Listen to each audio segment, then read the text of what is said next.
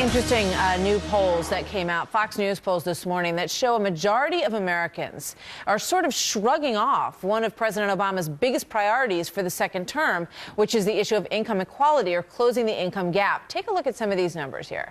62% say that they believe that income inequality is basically part of life. 21% say it's bad, but it's also not the government's problem. And 13% are angry about it and do want the government to get involved. That's 13% at the bottom of the list there. Monica Crowley joins me now, a radio talk show host, of course, and a Fox News contributor. Monica, good morning. Good to have you with us today. What do you make of these numbers? I'm actually very heartened by these numbers because I think what you've seen over the last 5+ years is President Obama and the left working very hard to move this country away from a free market system based on individual responsibility and economic freedom toward a European-style socialist state. And this is based on wealth and redistribution. It's based on class warfare, all of the things that we have seen from Obama's administration and the left over so many years. What has really heartened me about these numbers is it doesn't seem to be working, that it doesn't seem to be really resonating with the American people. I was very worried that he was going to get us to a tipping point where more people were dependent on government than not, that the private sector was going to shrink, and that the government sector was expanding so fast.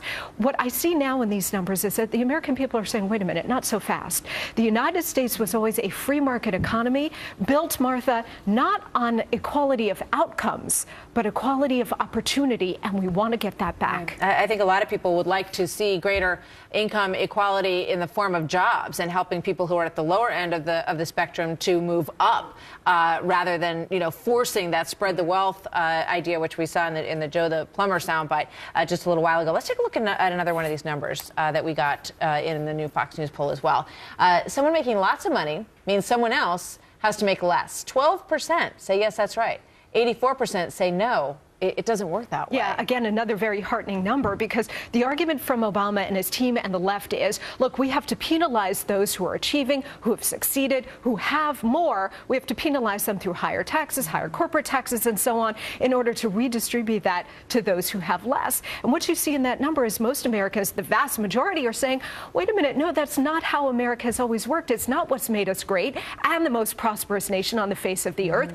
What we need to do is get government out of the way to unleash the individual, unleash the private sector so that they can achieve. What's so great about America, Martha, is that we've always been an aspirational society. So we've never been involved in envy or jealousy about those who have more. It's looking at Bill Gates and anybody saying, can make it here. Bill Gates has $50 billion, and you know what? If I work hard, I can be Bill Gates too. One of the things I find interesting is that, you know, some folks in popular culture are starting to kind of sing this tune as well. Not a lot, but a few. And Bill Murray is one of them, and Ashton Kutcher also. Bill Murray, in a recent interview, said that he believes that we have to take on greater personal responsibility, that you can't look to somebody else to sort of fix your situation. And Ashton Kutcher, you know, several months ago, really made a lot of waves when at a huge, you know, People's Choice Awards benefit. He talked about opportunity. He said opportunity looks like a lot like a job. And he said, I never had a job that was beneath me. That's right. And we see a lot of people dropping out of the workforce, not wanting to participate, and not, in many cases, willing to take a job that they might see as beneath them. Because government policies under this administration have made it in many ways easier to sort of not work because the payoff is so much better. And I'm not talking about everybody. There's so many Americans who are out of work who do want to work. But the culture that's been created by this administration is it pays to stay at home, or it pays to be on the government dole in whatever form. That's why you see the disability rolls exploding, unemployment still so incredibly stagnant, a weak economy. It's because the objective of the left is to lock as many people into government dependency as possible so that they get a permanent Democrat voting majority. If that is true, if that is the objective, it has worked politically.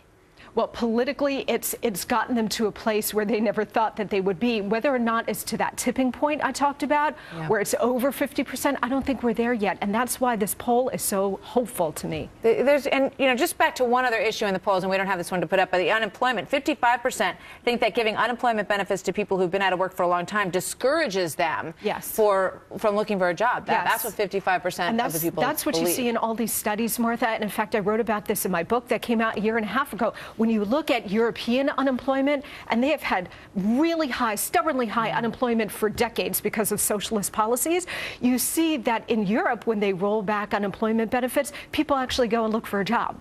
You see that trend. You take away the It's amazing how when you don't get a check, you want to get one. That's exactly right. Very interesting stuff. Thank you very much, Monica. Pleasure. Good to see you as always. Thank you. Thanks.